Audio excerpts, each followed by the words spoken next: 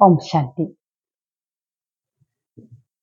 আপুনি ইমান দিনে প্ৰাৰ্থনা কৰি আছে, কিন্তু প্ৰাৰ্থনা কৰোঁতে আপুনি এটা অকণমান ভুল কৰি আছে, যিটোৰ বাবে আমাৰ প্ৰাৰ্থনাবিলাক 100% আমাৰ সফল নহয়, হয়নে বাৰু? প্ৰাৰ্থনাটো আজি আমি সেই প্ৰাৰ্থনাৰ ওপৰত কথা পাতিম। প্ৰাৰ্থনা যদি আপুনি কৰিছে, কেনেকৈ কৰিব লাগে? প্ৰাৰ্থনা কৰাৰ আচলতে কেইটামান সৰল ৰীতি আছে, যিকেইটা আপুনি যদি এই হিচাপে কৰে, আপোনাৰ সকলো প্ৰাৰ্থনা ঈশ্বৰে বা ঈশ্বৰ আল্লাহ গড ভগৱানে ডেফিনেটলি পূৰণ কৰিব। প্ৰাৰ্থনা কৰাৰ এটা সময় আছে, সেইটো হৈছে অমৃত বেলা ব্ৰহ্ম মুহূৰ্ত। সেই সময়ত যদি আপুনি প্ৰাৰ্থনা কৰে, সেই প্ৰাৰ্থনা 100% আপোনাৰ ঈশ্বৰে স্বীকাৰ কৰে আৰু আপুনি সেই হিচাপে কিন্তু সফলতা লাভ কৰিবলৈ সক্ষম হ'বই হ'ব। এতিয়া ব্ৰহ্ম মুহূৰ্ত অমৃত বেলা কিমান সময়ৰ পৰা আৰম্ভ হয়?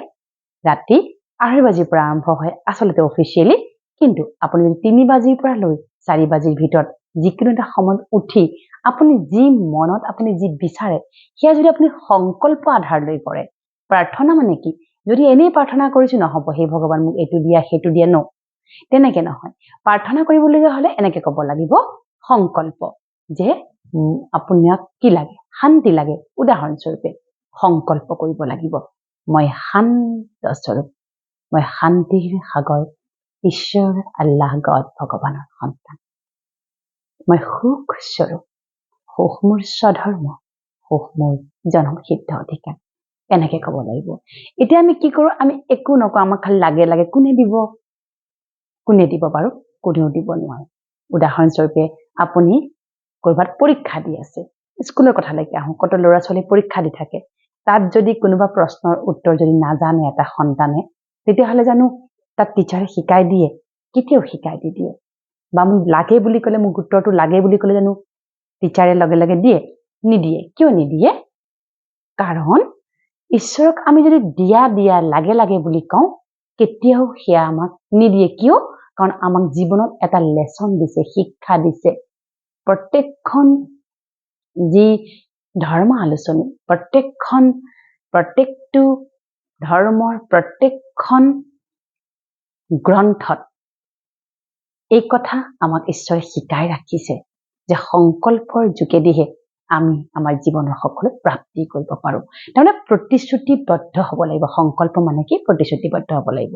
গতিকে আজিৰ পৰা 21 দিন আপুনি আপোনাৰ প্ৰাৰ্থনাৰ যি উৎস সেইটো বদলাই চাওকচোন। আজিৰ পৰা সংকল্প কৰক, মই শান্ত স্বৰূপ, আনন্দ স্বৰূপ, সুখ স্বৰূপ, দিব্য স্বৰূপ, পবিত্ৰ স্বৰূপ, শক্তি স্বৰূপ, কল্যাণকাৰী, সন্তুষ্টতামূলক, সফলতামূলক। এনেকৈ আপুনি ৰাতিপুৱা কওকচোন, দেখিব সেয়া আপোনাৰ 21 দিনত আপুনি তেনেকুৱা হ'বলৈ আৰম্ভ কৰিব, নহয় জানো?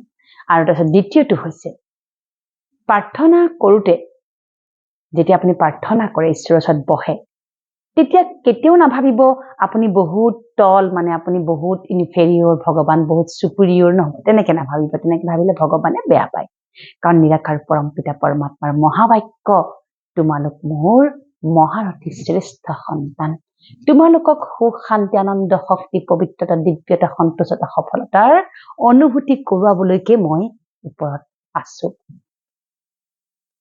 সেয়া ঈশ্বৰৰ মহাবাক্য। গতিকে ঈশ্বৰৰ মহাবাক্যক আমি অনুভৱ কৰিব লাগিব। ঈশ্বৰে আমাৰ লগত অনুভৱৰ যোগেদিহে আমাৰ লগত সংযুক্ত হ'ব পাৰে।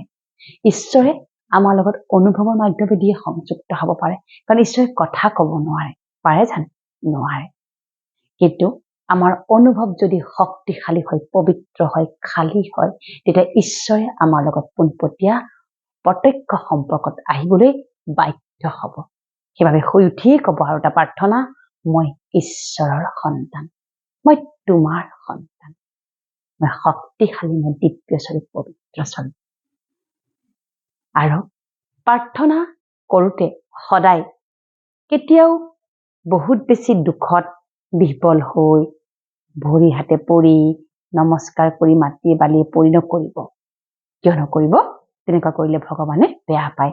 পৰমাত্মাই কয়, তোমালোক মোৰ বহুত মৰমৰ সন্তান, তোমালোক বহুত মৰমৰ সন্তান, এতিয়াও মোক তেনেকৈ তোমালোকে বিচলিত হৈ নামাতিবা, মোক স্মৰণ কৰা, হে ফাদাৰ, হে দেউতা, হে পিতা, হে বাবা, তুমি মোক সহায় কৰা, আহা, মোক তোমাৰ প্ৰয়োজন হৈছে, এইখিনি সময়ত তুমি মোক সহায় কৰা, এনেকৈ ক'ব দিছে। তাৰপিছতে আৰু এটা প্ৰাৰ্থনা সদায় কৰিব। প্ৰথমতে সদায় নিজক লৈ পেলাই সংকল্প কৰিব, তাৰপিছতহে আপুনি পৰিয়াল, সন্তান, সন্ততি ইত্যাদি হৈ পেলাই আপুনি প্ৰাৰ্থনা কৰিব। গতিকে আহক আমি আমাৰ প্ৰাৰ্থনাক টু ৱে কমিউনিকেশ্যন কৰোঁ। টু ৱে কমিউনিকেশ্যন মানে কি? আমি কম, ঈশ্বৰে শুনিব, আৰু ঈশ্বৰে আমাক সেই শুনি আমাক ৰিপ্লাই দিব। আৰু সেই ৰিপ্লাইটো আপুনি কেনেকে পাব? আপুনি অনুভৱৰ দ্বাৰা পাব, কথাৰ দ্বাৰা নহয়, আপুনি অনুভৱৰ দ্বাৰা পাব। আপুনি নিজে প্ৰমাণ পাব। কৰবাত আপোনাৰ বহুত দিন কোনো এটা কাম হৈ থকা নাছিলে, কোনো এটা কাম আপুনি সাপোজ কিবা এটা কাম আপোনাৰ খুব কৰিবলৈ আপুনি যত্নপৰ হৈছে, কিন্তু কামটো আপোনাৰ হোৱা গৈ নাই। তাৰ কাৰণে আপুনি সংকল্প কৰক ৰাতিপুৱা যে মোৰ কামটো হৈ গৈছে। ঈশ্বৰ, আল্লাহ, গড, ভগৱান, নিৰাকাৰ পৰম পিতা পৰমাত্মাই সেই কামটো মোক হোৱাই দিছে। এনেকে আপুনি ইমাজিন কৰক, যিটো হৈ গৈছে আপোনাৰ লগত, তেনেকুৱা ধৰণৰে আপুনি কল্পনা কৰক। দেখিব লাহে লাহে লাহে লাহে লাহে লাহে আপোনাৰ সকলো প্ৰাৰ্থনাই আপোনাৰ সাকাৰ ৰূপ ল'ব। আৰু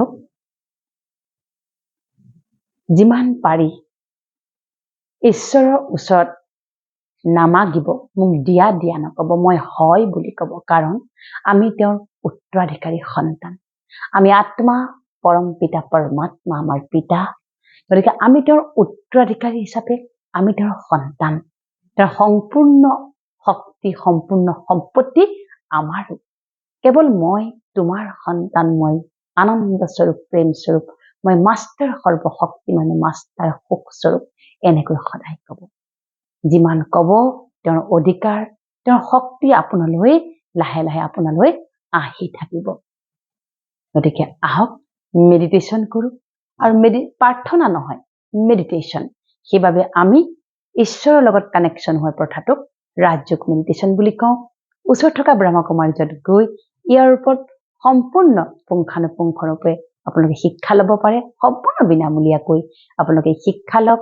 আৰু ঈশ্বৰৰ লগত কেনেকৈ সংযুক্ত হ'ব পাৰি, কেনেকৈ জীৱনলৈ অহা প্ৰতিটো সমস্যাৰ ফটককে আমি সমাধান উলিয়াব পাৰো, কিদৰে আমি সুখ শান্তি আমাৰ সকলো সময়ৰ লগত স্থায়ী কৰি লৈ ফুৰিব পাৰো, তাৰ ওপৰত আমি কি কৰি আমি প্ৰশিক্ষণ ল'ব পাৰো। আৰু ইয়াকে আমি ৰাজযোগ মেডিটেশ্যন বুলি কওঁ। আহক আপোনালোকে সকলোৱে ৰাজযোগ মেডিটেশ্যনৰ কোৰ্চ কৰক আৰু নিজৰ জীৱনটোত সুখ শান্তি, আনন্দ, শক্তি, পবিত্ৰতা, সফলতা, দিব্যতা সকলো আপুনি স্থায়ী কৰক।